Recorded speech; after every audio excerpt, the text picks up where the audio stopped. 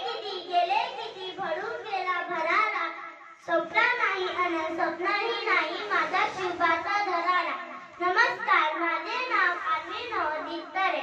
आज 19 फेब्रुवारी 1630 रोजी छत्रपती शिवाजी महाराजांची जयंती साजरी करत आहोत. प्रथम सर्वांना शिवजयंतीच्या हार्दिक शुभेच्छा. छत्रपती शिवाजी महाराज हे एक आदर्श राजा होते.